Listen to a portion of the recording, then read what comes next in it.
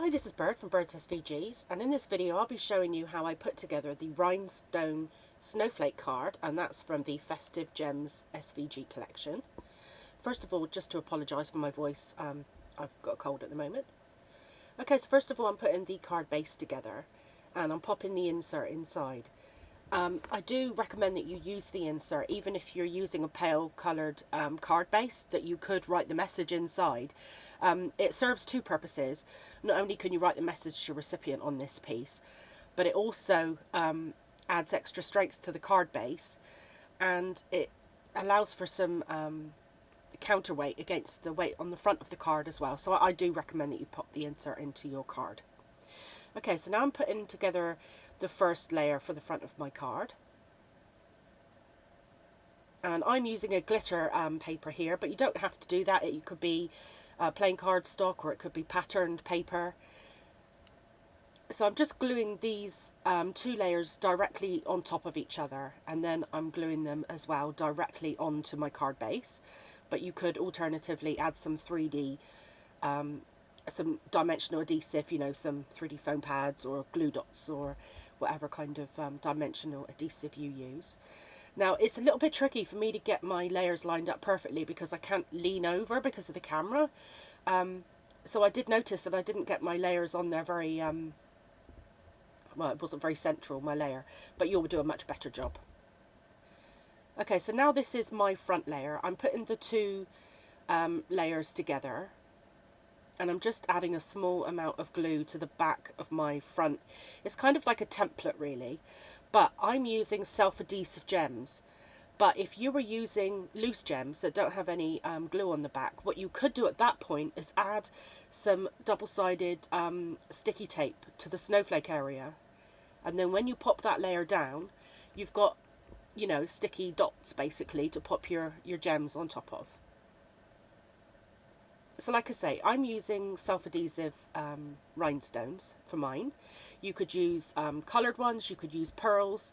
And also I was thinking that you could use something like liquid pearls or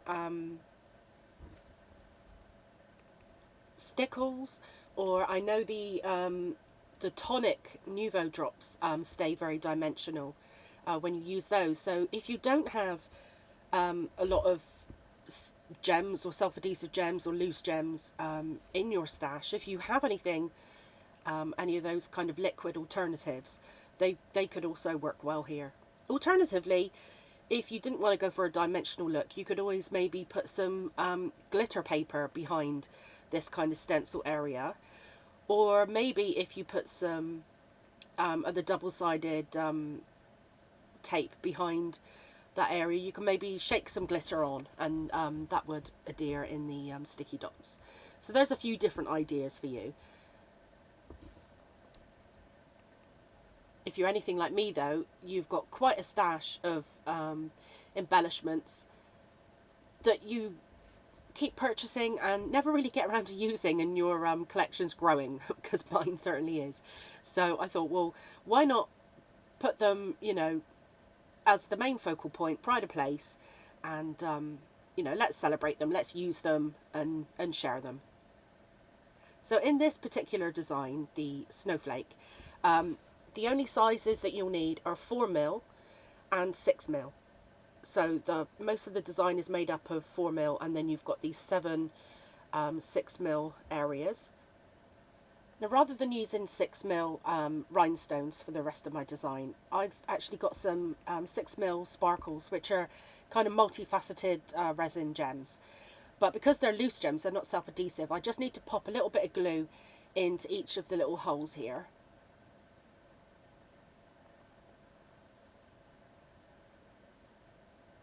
And then I'll just pop one onto each of the little gaps.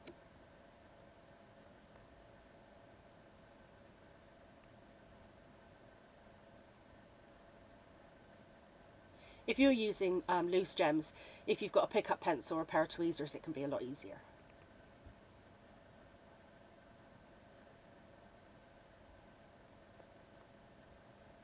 Okay, now to let those last few gems there dry, I'm just going to set this layer aside and I'll put the envelope together. Now I'm folding along all the score lines, and I'm just adding some glue to the bottom two edges of the side tabs. Then I'm closing up my envelope. Okay, once I'm happy that the glue's taken hold, I'm just going to fold along my flap, being a little bit careful because the snowflake design is quite close to that score line. And then I'm going to add a little bit of glue, not too much, around the kind of snowflake area, trying to be careful not to put any close to the edge so it won't be seen outside of the envelope liner. And then I'm adding some glue right to the very edge of this envelope liner, in the hope that it won't actually show through the snowflake design. I think actually I just did catch a little bit at the bottom, which you'll see in a moment. But I just rubbed those bits off and they disappeared. Okay, so that's our envelope done. So we can go back to finishing off our card. My gems have taken hold, the glue's dried underneath my gems, so I can pop this layer over now and I can add my 3D foam tape behind my front layer.